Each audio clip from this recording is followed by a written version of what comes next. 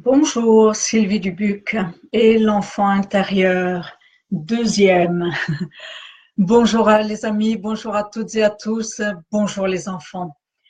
Dans une première précédente vidéo, nous avons vu, à moins que vous ne l'ayez déjà fait, et je vous en mets le lien ici tout de suite, notion de l'enfant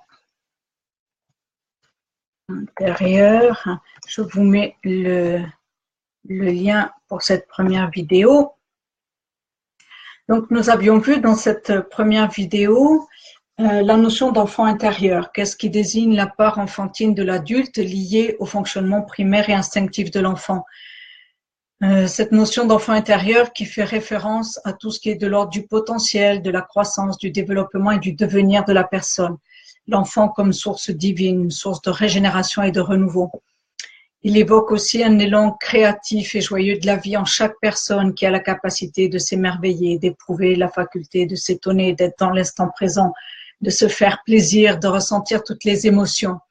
En toute personne qui est habitée par le flux d'un élan vital originel manifesté par les besoins de la personne, besoins vitaux, de se développer, de croître, de rayonner et de s'exprimer dans la version la plus grande de soi. Donc nous avions vu tout cela. Nous avions vu un petit peu aussi d'où vient cette notion de l'enfant intérieur, en remontant un petit peu dans l'histoire avec deux escales, une sur l'Antiquité et l'autre sur le romantisme allemand. Les romantiques qui notamment ont produit les théories les plus élaborées sur la notion d'enfant innocent qui nous rapproche du divin et qui ont basé beaucoup de leurs œuvres, qu'elles soient littéraires, picturales, philosophiques ou musicales, là-dessus, sur ce thème.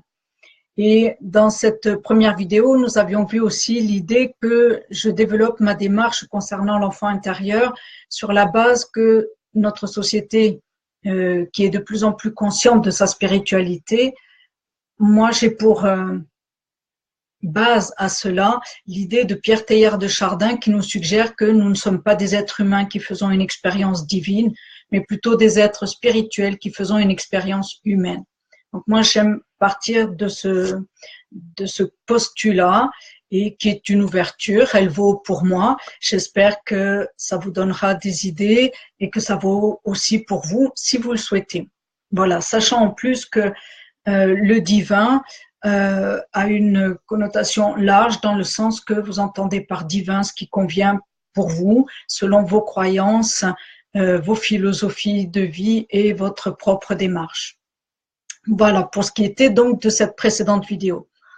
Aujourd'hui, je vais aborder donc un autre sujet qui est souvent associé à celui de l'enfance et de l'enfant intérieur, qui est donc le sujet de l'imaginaire. Et j'ai écrit le titre de cette vidéo, si vous l'avez vu, c'est Imaginaire versus connexion.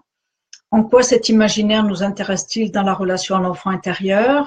Et rapidement, donc, nous allons voir émerger ce postulat de l'imaginaire versus la connexion. Et nous verrons, pour illustrer tout cela, une belle histoire de saumon. Alors, c'est parti. Pour ce qui est de moi, de ma personne, Sylvie Dubuc, je suis master coach personnel et professionnel. Je suis accoucheuse de l'enfant intérieur d'hommes et de femmes de 30 ans et plus qui sentent en eux-mêmes une rupture, un mal-être latent et qui désirent retrouver une vie plus harmonieuse et plus créatrice.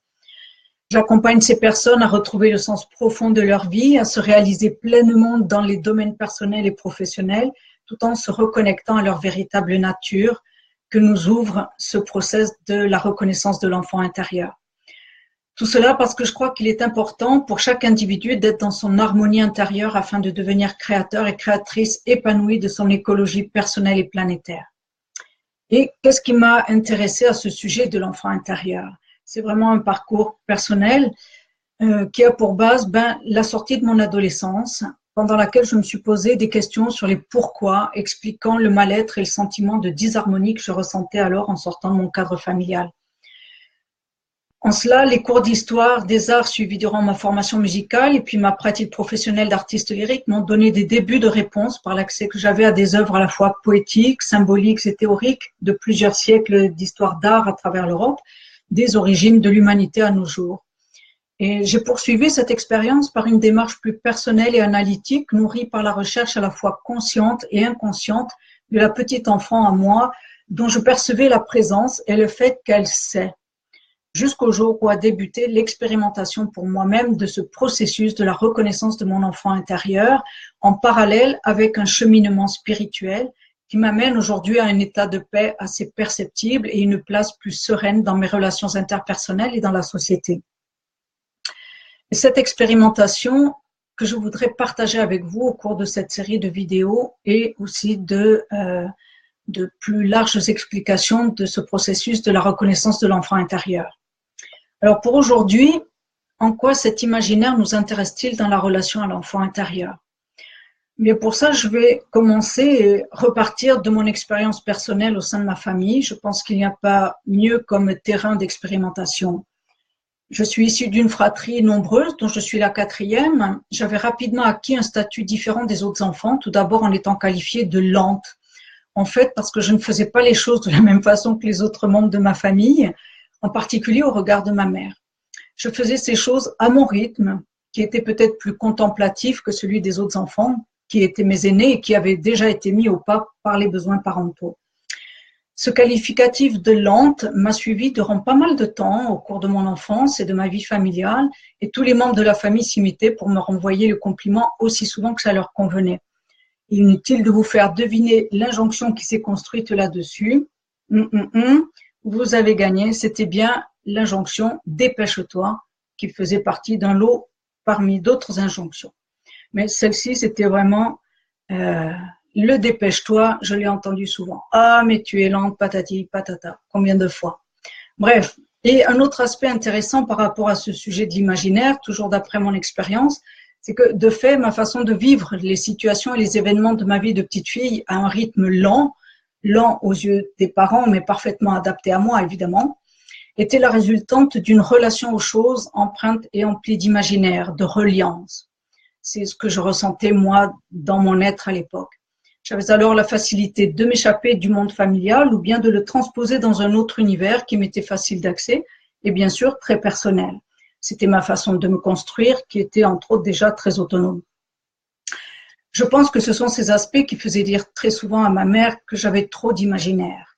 Je la sentais dérangée par cela. J'entendais cette remarque comme un reproche. Et quand aujourd'hui je me rappelle cette réflexion de sa part, ajoutée à la critique de ma lenteur, je comprends qu'en fait, elle avait trop de mal à pénétrer, à contrôler mon univers, et pour sûr, puisque très personnel par définition, comme pour tout un chacun de vous, de moi, de nous tous. Et cela ne correspondait en rien à sa vision de la vie de la famille, qui était alors basée beaucoup plus sur des besoins immédiats, matériels, intellectuels. Ça ne correspondait en rien à sa vision de l'éducation et de l'apprentissage de la vie. La représentation qu'elle avait de ses enfants était celle de petits savants plutôt que d'enfants rêveurs. Voilà, ça lui appartient et ça ne me convenait pas. Et il me semble aussi que c'est cela qui a contribué à ce que dès l'âge de 7-8 ans, je me sois mise en état de dépression, non seulement pour me protéger des pressions familiales, mais aussi pour entretenir mon accès à mon imaginaire. Et quand bien même qu'il en a souffert, puisque finalement il s'est très fortement estompé par mon souci et les injonctions de devoir m'adapter au rythme familial. Donc, vous imaginez une pression assez forte. Conclusion de cet épisode personnel. J'étais lente et j'avais trop d'imagination. Bon, peut-être pour quelques-uns parmi vous se reconnaîtront dans ce portrait d'enfance. Donc, j'étais quelque part inadaptée au rythme de la vie et à la bulle familiale à laquelle j'appartenais. Voilà. Qu'en est-il pour vous? Qu'est-ce que cela vous évoque comme souvenir, comme situation, si c'est le cas? Qu'est-ce que ça renvoie en vous d'expérience de l'enfant que vous étiez? Vous pouvez partager vos expériences dans le chat. Nous en parlerons une fois que j'aurai déroulé l'ensemble. Voilà, tout cet exemple personnel qui est loin d'être unique, j'en suis sûre. Il me semble que nous pouvons dégager l'idée générale qu'un enfant, une personne qui est selon le cadre conventionnel de notre société occidentale dans son monde, dans son univers, peut déranger, dérange pas mal, voire beaucoup, car il est trop éloigné des règles sociales de tel ou tel groupe culturel, économique et religieux. Il sera aussi souvent qualifié d'artiste avec un certain sens péjoratif à ce terme, figurant l'idée que cette personne n'est pas intégrée dans la réalité bien matérielle du monde. Tout cela est relatif, nous sommes d'accord, mais en même temps, c'est quelque chose qui existe, des choses que des personnes, vous peut-être, ici à écouter cette vidéo, vous pouvez ressentir. Et donc, par des schémas comme celui-ci, nous voyons aussi à travers cet exemple que même pour des parents qui se disent ouverts à une éducation familiale tournée vers l'épanouissement, eux-mêmes réitèrent des schémas du passé envers leurs enfants en reprenant des cadres sociaux stéréotypés, voire figeants. Et donc, l'enfant doit, à travers ces schémas, répondre à une suradaptation qui va le priver de ses connexions naturelles et qu'il va alors enfouir pour entrer à son tour dans un moule familial tout d'abord et puis social. Alors aujourd'hui, pour un adulte qui semble avoir perdu son imaginaire en même temps que son enfance et qui souhaite retrouver son harmonie personnelle, comment considérer l'imaginaire comme potentiel de reliance à l'être intérieur plutôt qu'une référence au monde extérieur de l'enfance? Par exemple, et ça c'est un phénomène de société qui est d'ailleurs évoqué par quelqu'un comme Stanislav Grof, que j'ai entendu il n'y a pas très longtemps et que c'est intéressant. Pour lui, c'est le développement, l'épanouissement de la personne vient de l'intérieur. Et c'est pour ça que je parle de cette notion d'imaginaire, parce que très souvent, je l'entends comme une référence à quelque chose d'extérieur. Nous allons développer un peu cette idée. Et notamment avec un exemple concret. Durant mon parcours de reconnaissance de ma propre enfant intérieur, j'étais allée au musée de l'enfance à Bruxelles. J'ai visité cela et j'ai été assez déçue. Pourquoi donc? Parce que j'y ai plutôt vu le monde de l'adulte, des adultes mis à l'échelle de l'enfance. Et alors nous avions une salle consacrée à la classe, à l'école, une salle consacrée au transport, une autre à la création d'une histoire, d'un conte, un autre espace dévolu à l'écologie, à la dégradation de la planète. Bref, vous imaginez tout cela, bon, avec un environnement, un décor, nous allons dire, qui faisait allusion à l'enfance par des couleurs, des décorations appropriées, etc. Mais à la sortie de cette visite, j'ai ressenti que jamais cela avait été fait en partant du point de vue de l'enfant lui-même. C'était simplement une représentation du monde de l'enfant selon la vision de l'adulte. Et la question pour moi à la sortie de cette visite, de ce musée, c'est: est-ce réellement cela la vraie enfance? Voilà. Déjà, une question à partir d'un vécu. Et d'autre part, je pars de la définition classique des termes que nous trouvons, imagination et imaginaire. Alors, quand nous prenons les définitions, je vois que l'imagination est définie comme la faculté de se représenter ou de créer des images, quelque chose dans l'esprit. C'est une faculté d'inventer, de concevoir, jointe au talent de rendre vivement ses conceptions. Jusque-là, nous sommes d'accord, c'est une réalité. Il y a aussi une autre définition de l'imagination qui est fantaisie bizarre, idée chimérique et extravagante. Donc là, inutile de vous dire que je ressens un petit peu là comme un certain préjugé, un certain jugement déjà de ce qu'est l'imagination. Voilà les définitions que je trouve de ce terme. Quant à l'imaginaire, en tant qu'adjectif, c'est le fruit de l'imagination. C'est tout ce qui est issu de l'imagination, qui n'est pas réel. Ok. L'imaginaire comme substantif, c'est l'espace de la pensée propre à l'humain, indistinct de sa représentation du monde, dans lequel il peut créer, superposer, surimposer, sublimer des choses et des événements dans la réalité. Donc là encore, il me semble comprendre pour moi que nous restons dans une référence au monde dit réel, au monde tangible. Voilà. Donc, le résumé, un petit peu la substance de toutes ces observations, c'est, j'entends, moi, dans ces définitions, dans le sens donné à l'imaginaire tel que nous l'entendons de façon classique, quelque chose qui est et reste proche de la représentation externe de ces phénomènes. Une interprétation de ce qui est perçu par les personnes extérieures à l'enfant, aussi comme le chemin de ce qui le mène loin de la réalité de ces personnes adultes. C'est vrai que, vous convenez avec moi, nous entendons souvent l'observation, il ou elle a beaucoup d'imagination. Toujours un petit peu péjoratif, hein. Ça peut être une façon de dire, oh, c'est gentil, hein, il a beaucoup d'imagination, elle a beaucoup d'imagination, l'air de dire, ouais, cette personne n'est pas dans la réalité, hein. Donc cela reste dans une espèce de représentation et de projection de la perception de l'adulte, comme dans un terrain sur lequel on n'aimerait pas s'aventurer, on hésite à s'aventurer. Et les lectures, les explications que je lis au cours de mes recherches, de ce que j'en ai, et en plus de ce que j'en ai expérimenté, font référence donc au monde extérieur, à l'adulte, hein, ce qui est parfaitement juste aussi d'une part. Cependant, dans le thème qui nous intéresse, il y a sans doute une autre dimension.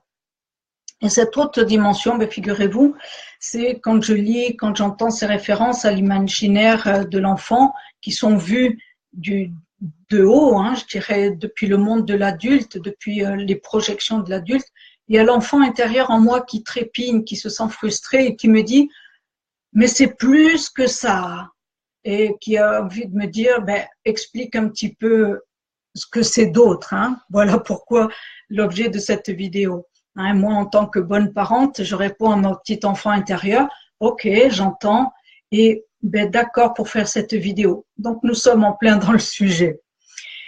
Et en écoutant cette inspiration de la petite enfant qui me dit « c'est plus que ça », me vient l'idée que lorsque j'entends le mot imaginaire, imagination aujourd'hui, et concernant aussi la démarche de la reconnaissance de l'enfant intérieur, et de le penser comme un parcours interne de la personne, alors il me semble que le terme le plus juste serait celui de connexion, sachant que l'enfant est naturellement relié à la source originelle de la vie. Je vous pose la question, qu'est-ce que vous en pensez là, à ce moment-là? Nous partons de l'imaginaire qui est perçu comme quelque chose de un petit peu péjoratif, quelque chose qui nous empêche d'être dans la réalité convenue de la vie, dans la réalité du monde adulte. Et en fait, si l'on écoute un petit peu cette démarche, il semble qu'une ouverture pourrait être celle de la connexion. Nous sommes connectés à quelque chose. Et en fait, quand un enfant est qualifié ou observé comme lent ou dans ses pensées, etc., il y a sans doute une autre dimension qui est celle de la connexion. Voilà. Et donc, me dire ce que vous en pensez, le partager sur le chat et nous discuterons de ces pensées tout à l'heure. Voilà, donc moi j'aime bien l'idée aussi de s'intéresser à la notion de l'enfant intérieur comme un parcours, un voyage typiquement intérieur, un voyage en soi. Et donc ça m'invite à poser la question, y aurait-il peut-être confusion entre les deux termes imaginaire et connexion lorsque le monde adulte parle de l'enfance, hein? Quand un parent, un éducateur dit d'un enfant, il a trop d'imagination, peut-être sous-entendu un petit reproche là-dedans, nous devrions entendre plutôt l'allusion de « il est connecté », cet enfant est connecté, qui est plutôt une qualité, à mon sens, peut-être au vôtre aussi, tout en observant que cela peut plus ou moins déranger l'adulte, car en effet, l'enfant est instinctivement hors du propos cadrant et conventionnel de l'adulte ou du monde de l'adulte, hein. Par connexion, moi j'invite à entendre, c'est redonner à l'être, donc déjà à l'enfant intérieur et puis à l'adulte que nous sommes devenus, hein, qui fait suite à cet enfant, lui redonner une capacité de se connecter, lui restituer son pouvoir de connexion qui est de toute façon intrinsèque, qui est essentiel à l'enfant. C'est son potentiel d'incarnation, son essence originelle en fait, hein. Et cela, pour moi, renvoie au-delà de ce que nous appelons couramment l'imaginaire, l'imagination, la créativité, qui en réfère le plus souvent à la représentation normée de l'adulte projeté sur l'enfant, hein.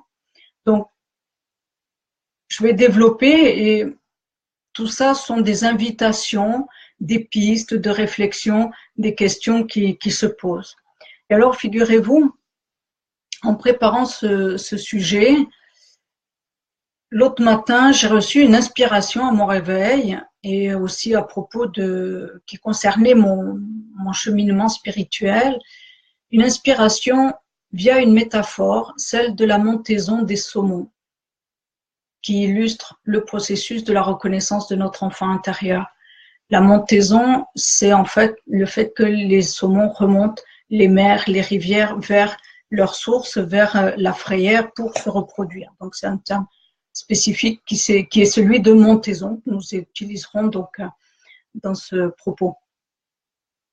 Donc dans cette image, dans cette métaphore que j'ai reçue, c'est tout un film qui s'est déroulé de façon assez spontanée, comme si la rivière que remontent les saumons est la voie de mon retour à la source, à ma source divine.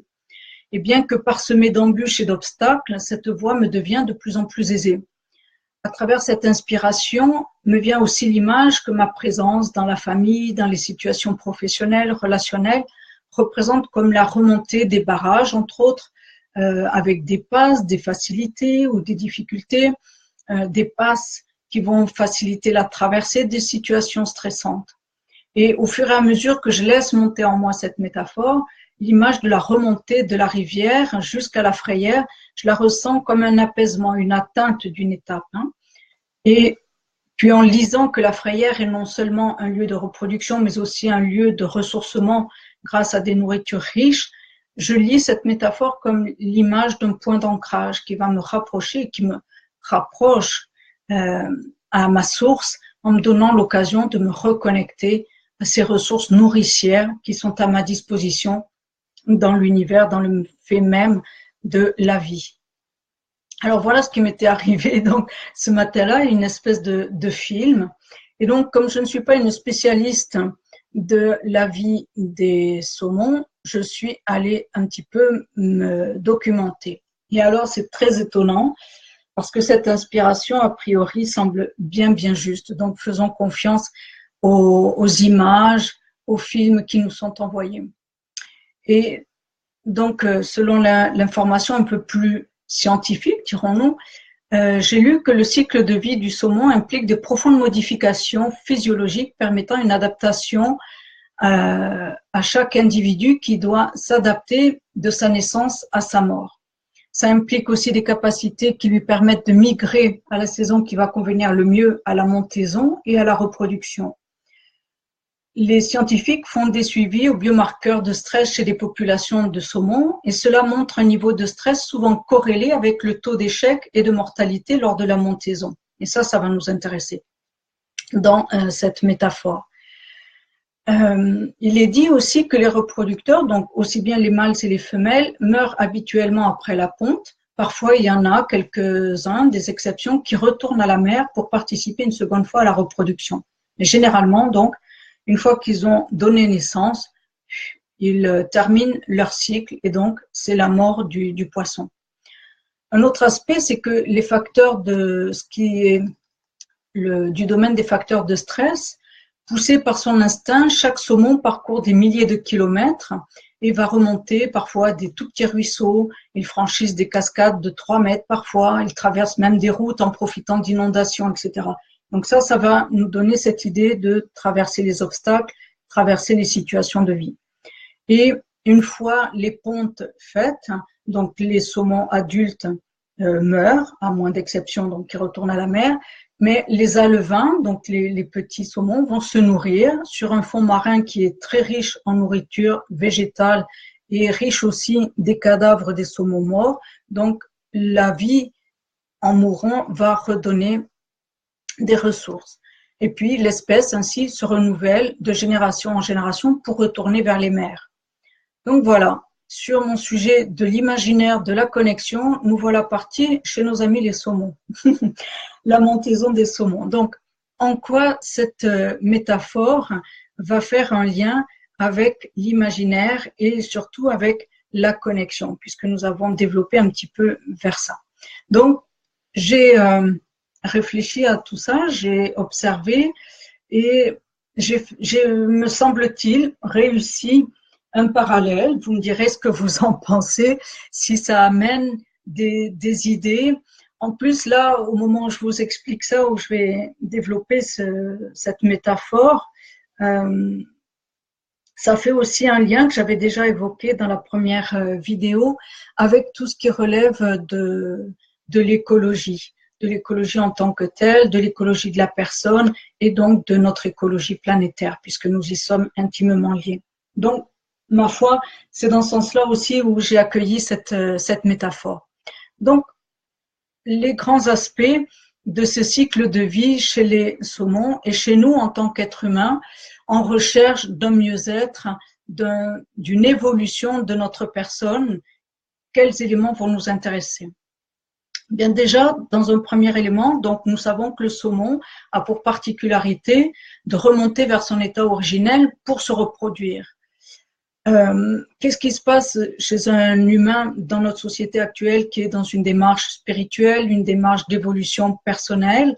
Eh bien, il cherche à retrouver sa connexion. Sa connexion à quoi? Sa connexion au divin, donc à une source. Certains l'appellent le divin tout court, d'autres la source divine. Donc, nous sommes dans un élan vital, un élan instinctif de quelque chose qui est plus grand que nous. Et nous sommes à la recherche de cela. Donc, c'est déjà un point, me semble-t-il, assez intéressant. Et je vous invite en même temps à vous figurer le film du point de vue de la métaphore et du point de vue de nous en tant qu'êtres.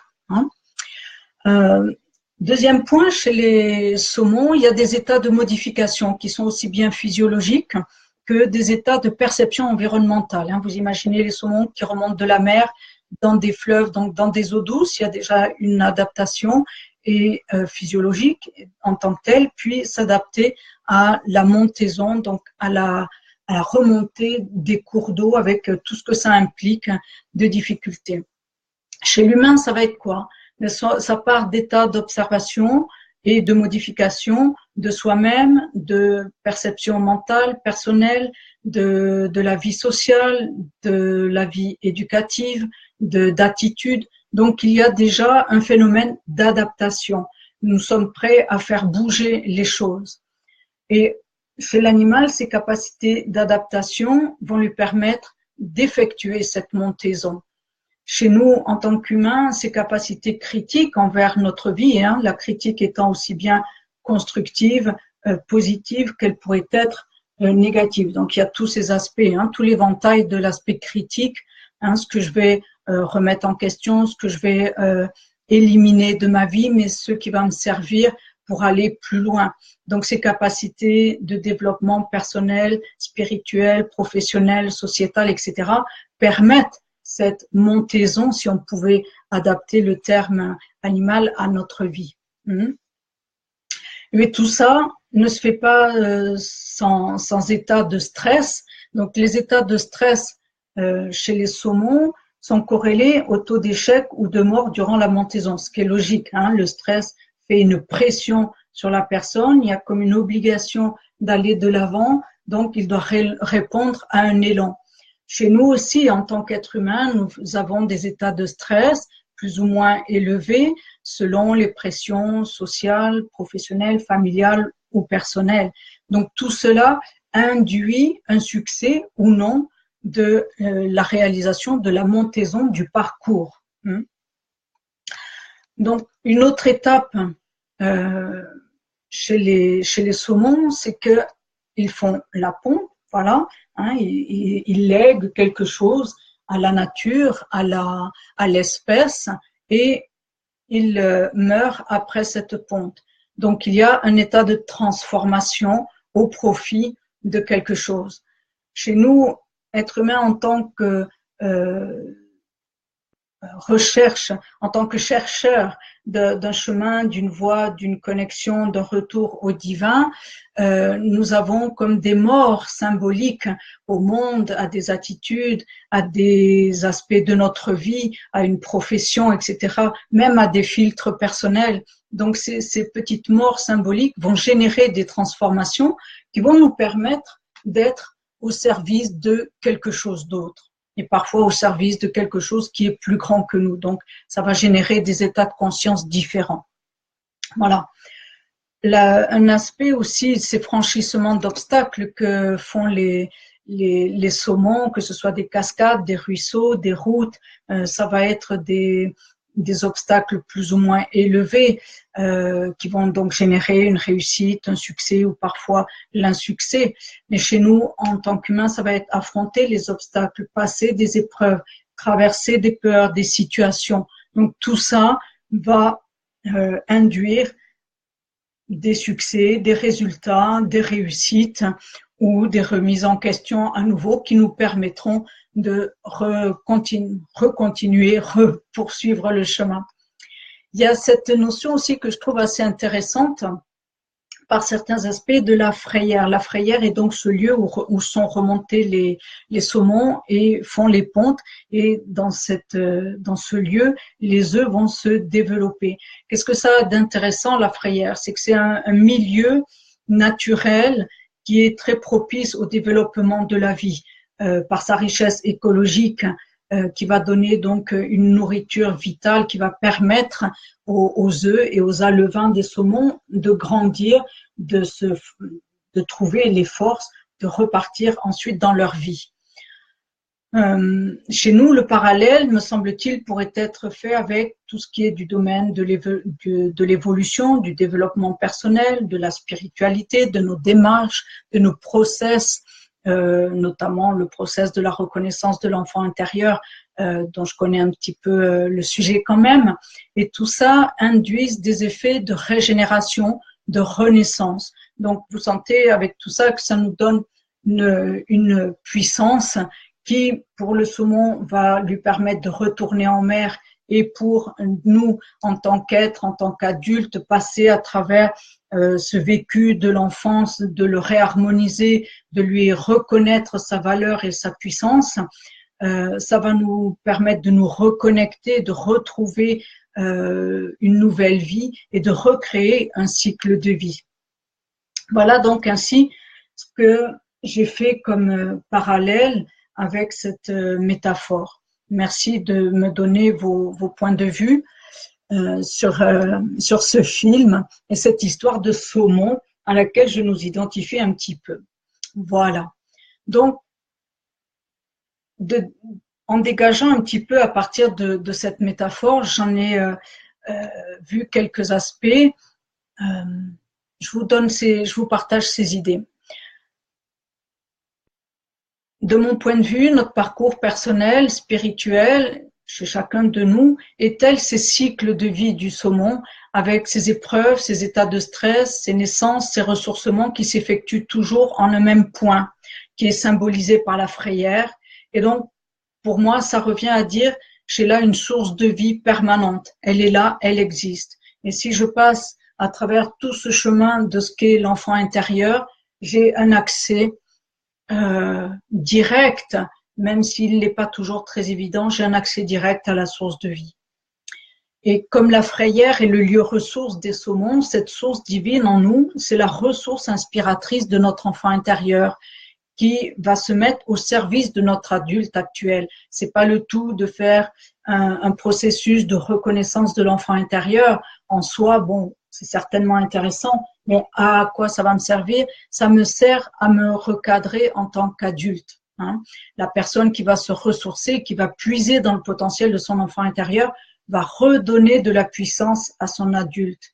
Et quand il y a des crises, nous parlons de la crise des quarantaines, mais il peut y avoir une crise aussi souvent que nécessaire, c'est retrouver cette puissance, ce potentiel, cet ancrage dans un lieu source de vie, va nous redonner de la puissance, va redonner de la pêche, va redonner des valeurs à l'adulte que nous sommes. Pour moi, c'est comme la frayère, et donc, en parlant de nous en tant qu'humains dans notre développement personnel, spirituel, c'est la source divine, c'est comme un lieu de réinitialisation de notre connexion à notre état divin. Et ça passe par l'enfant parce que l'enfant a des facilités à cela et nous sommes capables de le retrouver. Une autre idée que ça m'a suggéré, cette métaphore, c'est que cette métaphore de la montaison nous aide à comprendre la vertu d'aller au-delà de la conception imaginaire, imagination, qui, de mon point de vue, reste quand même un petit peu externe et attribuée à l'enfant, pour passer à celle de la connexion, une connexion en pleine conscience. Hein, nous entendons parler beaucoup de pleine conscience actuellement.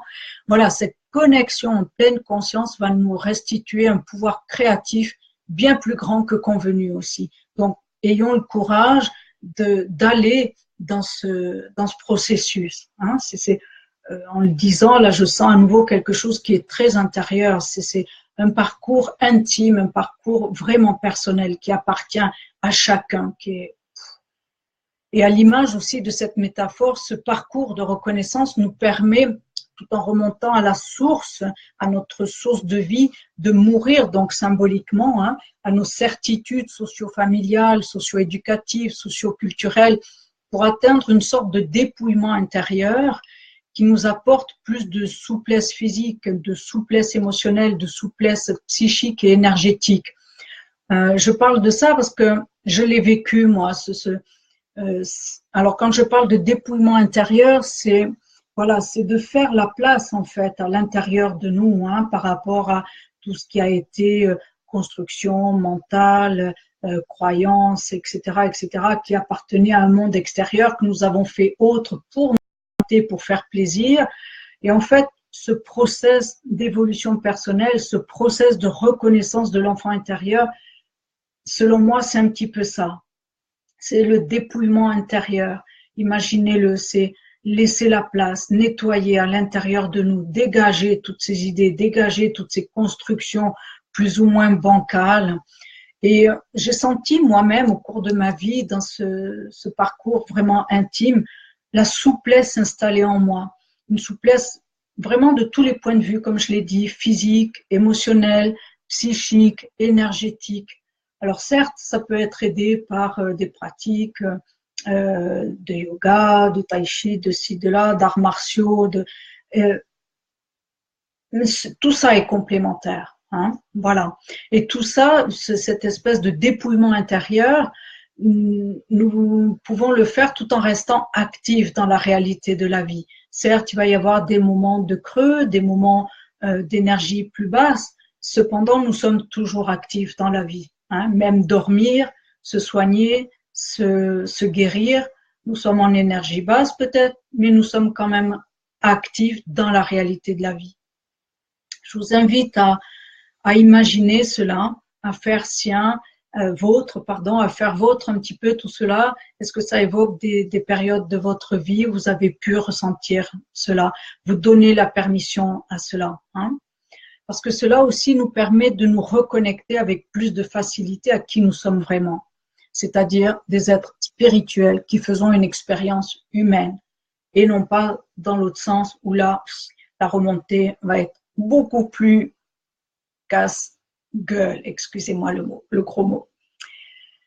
Une autre chose que j'ai dégagée de cette métaphore, c'est que en traversant ce concept de l'imaginaire pour mieux remonter dans la connexion à notre source, à notre création, nous atteignons cette pure innocence, cette pure conscience que représente notre enfant intérieur, qui est lui-même en fait une manifestation première de notre incarnation ici dans la réalité terrestre. Hein. Nous ne naissons pas adultes, nous naissons quand même enfants.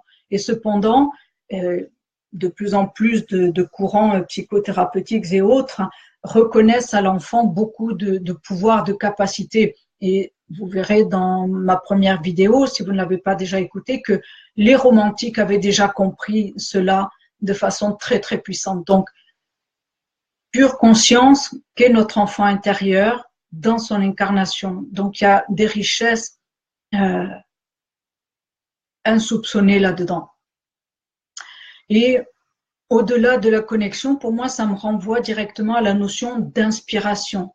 C'est un courant intérieur. L'être reçoit le souffle dedans. Inspirar, c'est le souffle à l'intérieur de nous. C'est le souffle que nous recevons de toute vie et qui nous traverse. Et ceci aussi, en conclusion, nous renvoie à la notion de canalisation dont nous entendons souvent parler actuellement, qui n'est rien d'autre que la manifestation de l'inspiration divine à travers nous et que nous manifestons dans la réalité. Voilà un petit peu, mes amis, les les pensées que j'ai eues, les développements que j'ai pu faire à partir de cette notion d'imaginaire qui nous renvoie à la connexion et qui va même plus loin à la notion d'inspiration. En fait, avec ce direct-là, avec ce partage, j'ouvre des pistes de réflexion, des questions. Évidemment, vous êtes libre de prendre ce qui est bon pour vous et de laisser le reste. Vous êtes libre de partager, d'avoir des questions et je vais lire cela avec vous. Et sinon, je prendrai, si ça le nécessite, je prendrai le temps de partager cela dans d'autres vidéos. Voilà. Donc, merci de noter vos remarques et vos questions dans le chat. Je vous remercie pour votre présence à ce direct, pour vos partages et je vous souhaite une belle journée avec votre enfant intérieur. Et merci de partager ce direct avec vos amis si vous en connaissez qui sont intéressés par ce sujet et de partager ma page dont il y a ici même le lien dans le chat. Hop, hop, hop, hop. Voilà. Je vous remercie infiniment et je vous dis à très bientôt. Merci, au revoir.